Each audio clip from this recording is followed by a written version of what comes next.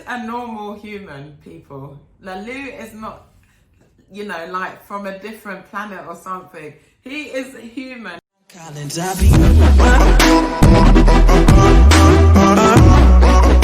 Hello geekers. Oh, I've got the best video for you all today. I have got one of our Geek School students called Lily, who has passed the 10 plus with flying colours. He's done so well that he had 2 offers from 2 of the top schools in the country. So I thought it would be an absolute treat to have Lalu come and share not only his experience, but to give you some tips on how to get into an independent school like he has done. And he's starting his school in just a few days. So Lalu, tell us what it was like preparing for the 10 plus. I mean, it was difficult. There were tears, but it got me there in the end. So I'm thankful. Okay, so you mentioned the tears, and I'm just thinking of some of our listeners, our watchers, who are probably thinking, oh my goodness, so what, the 10 plus is that hard that I'll end up crying myself to sleep or something. When you say tears, are you talking about, what are you talking about? I'll not put words in your mouth. As in, it's like when you're preparing, it's not like something you'd expect before. It's like your parents are like on you, making you practice and all of that. But the first thing that you can do is just think of it as, when I get into my new school, I can just say, oh, thanks mum, thanks dad for making me do all this work. Mm-hmm. So at the moment, are you thankful that that there were tears, they pushed you, and I like to use the term encouraged you. You happy that they encouraged you, Lalu? Yes, I am. So what did that encouragement look like? How much work were you doing every week?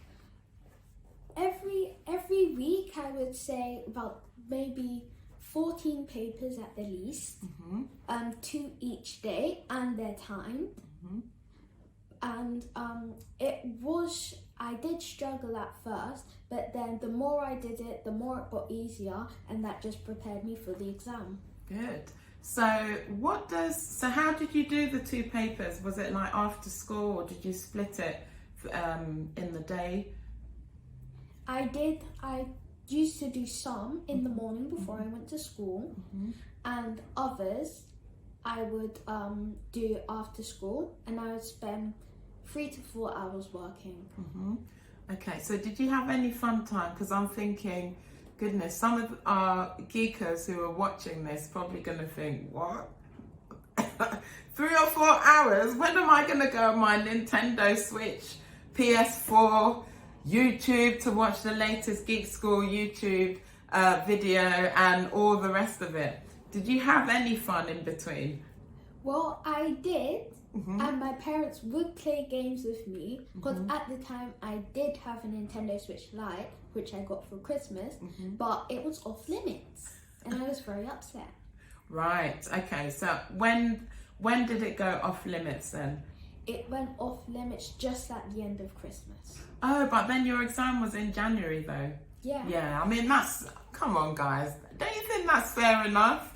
Because that is a crucial time to really focus your mind on the exam at hand. So I guess it was off limits for a couple of weeks. Yeah. Is that all? Oh my goodness, that's nothing, geekers, honestly. I mean, I know it's something if you're used to having it all the time, but I think that's fair. 2 weeks, because, you know, over Christmas, because everybody's in that, most people are in that festive spirit. It's all about eating, drinking, having all sorts of fun. But unfortunately, the exams for the independent school, most of them are in January. If they could just move the date so that it's maybe in February, or set it before Christmas, then we could all enjoy Christmas. But unfortunately, there must be a good reason for it, I'm sure. They decide to do it in January. So literally in my house, you know, I've got two children. One of them is on the Geek School YouTube account, so you might have seen him, Joshua, talking about reading. But my youngest, who's going into year 7, going into secondary, has just gone through the 11 plus. Christmas is cancelled, you know, because the exams are just days away. So if you use all of that time, what do you call it? Switching or Nintendo gaming? Yeah, gaming. Sorry, I sound so uncool there. If you use all that time gaming, it's such a waste of time and it can be quite a distraction. So, So before we carry on with this amazing video, please remember to like this video, subscribe to the channel and turn on the notifications so that you will get notified every time a new Geek School video goes up. Enjoy! Lalu is amazing at English. He is just extraordinary with comprehension and he's like the master of creative writing.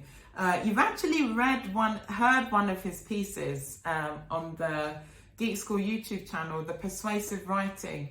Go and watch that if you haven't, just to see how excellent he is. And how old are you? 10. He's only 10. Have you had a birthday in the summer?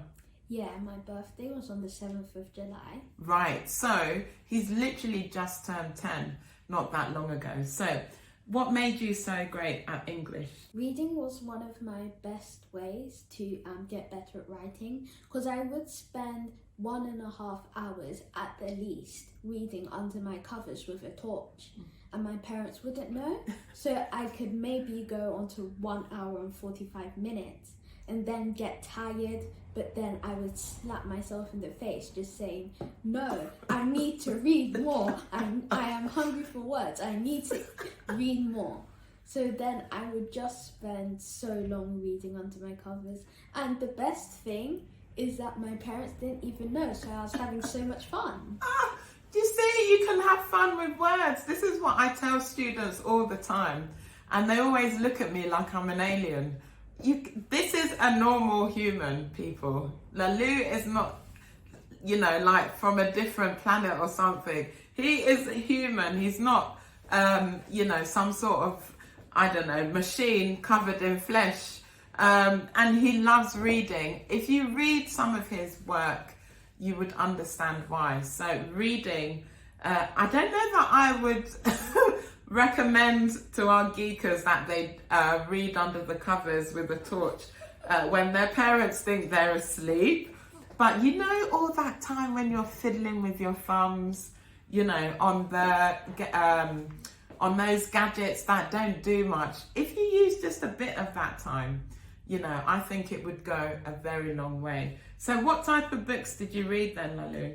So at that time I was reading mostly football books because I really liked football. But then one of my teachers, he told me that I should try and read books that aren't about football. So then when I got into those, my mind just exploded.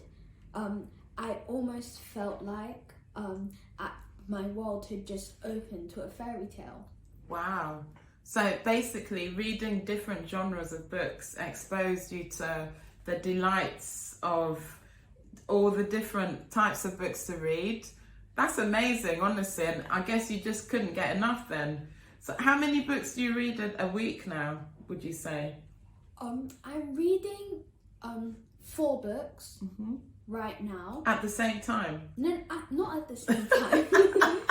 Well, I mean, he makes it sound so easy. It wouldn't surprise me. Go on.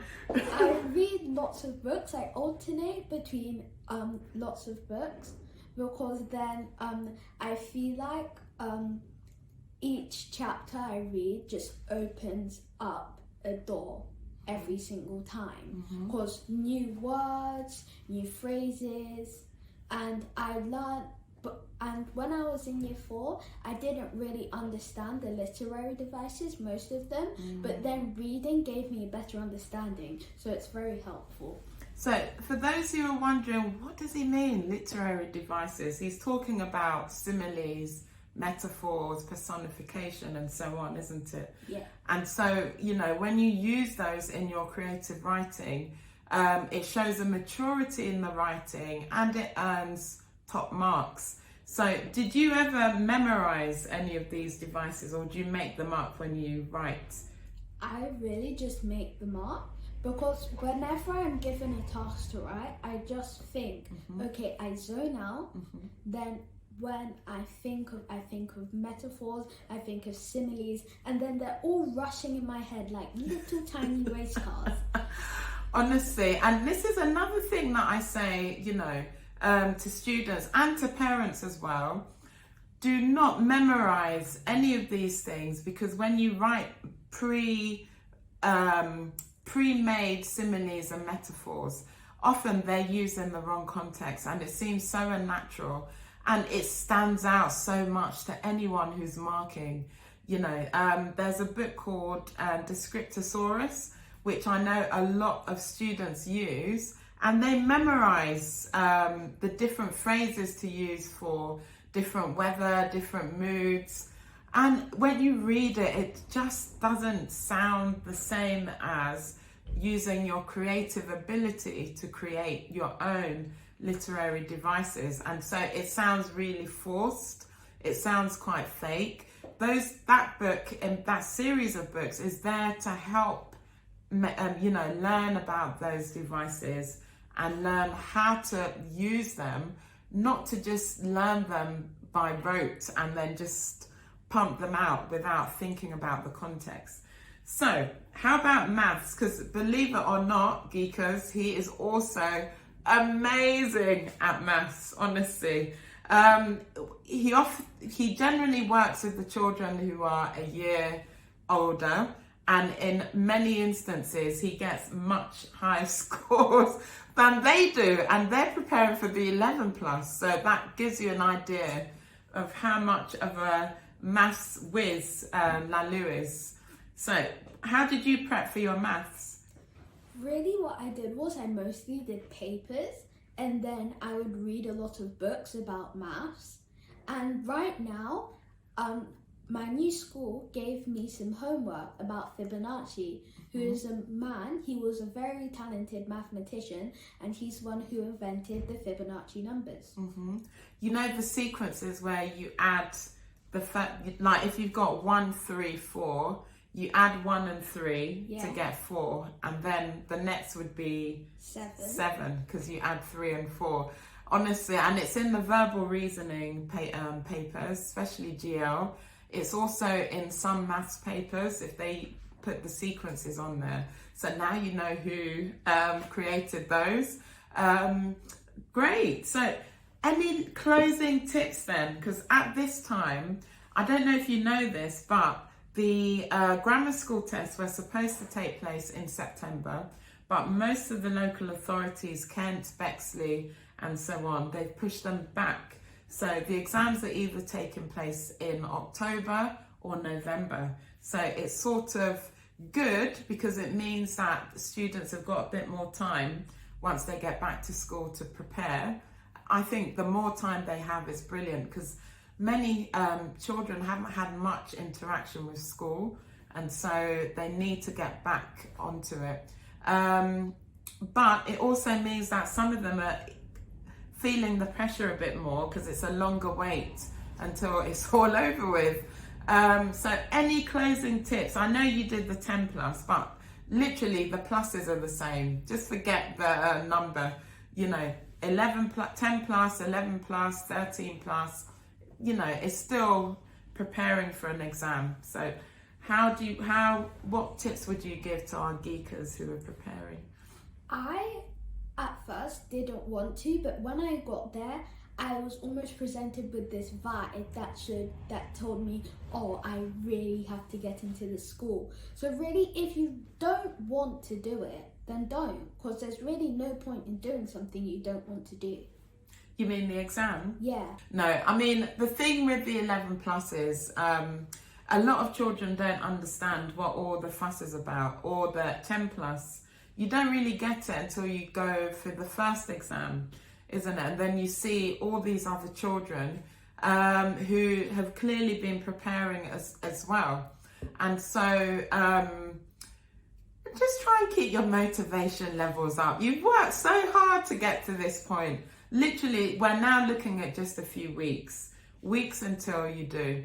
But if you're watching this and, you know, maybe you're in year 4 or you're a parent who's watching this, you've got to get the child's buy-in, you know. So like Lalu said, if it's something that they just really don't want to do, then it's probably best to rethink. But the opportunity comes but once. So I always say just take the opportunity, but obviously it's individual decision. So any tips to parents then? What would you tell parents about the prep for the 10 plus and how they can support their child? Because children, they're quite young, and I wouldn't recommend pushing them too hard, because then that just gives them this feeling that if they don't pass, what's going to happen to me? What are my parents going to do? So really, you shouldn't push them too hard. You should really just ease into it and then start doing time papers like later, like a few weeks into preparation, so then it doesn't make the child feel stressed. Those are really good tips, Lalu, and I'm never a fan of that kind of pressure either. I've had students where they join geek school and then I find out that they go to other tuition, you know, for the rest of the week. And so I'm often asking them, well, why haven't you done your homework? You've got a whole week to do it. What's happened? It takes them a few arcs and then most of them will confess, as children tend to tell tutors a lot of things, and they say, well, I go to this papers tuition on Monday, no, usually on a Friday. I had a student once, would you believe, she used to do an all night on on the Friday. So they'd go there and they sleep over or something really peculiar. I've never heard of it anywhere. Can you imagine sleeping over at geek school? That's never happening, by the way, for any student. But she'd have something on Monday, something else on Tuesday, so completely different centres. And I think she had like Wednesday off, maybe because they couldn't find tuition on a Wednesday, I just don't know. Then she'd have something on Thursday, and then Friday she'd have a late session, you know. And what time was she coming to geek school? Saturday morning, you know. So after, she was such a hard worker, so I didn't understand why she wasn't doing the homework. And I asked her, and then I had to have a quiet word with her dad to say, you know, I'd rather you even stop geek school, because I don't think it's the best way to prepare. So you've heard it from a younger person, you know, stress doesn't help. And I've seen what that can look like. If a child is going to make it, with the right support, they will make it. Having tuition every day isn't going to help if it's stressful. You know, there are instances where children have maybe like an hour every day with somebody literally going through it with them, not bombarding them with lots and lots of papers to finish for the next day and so on.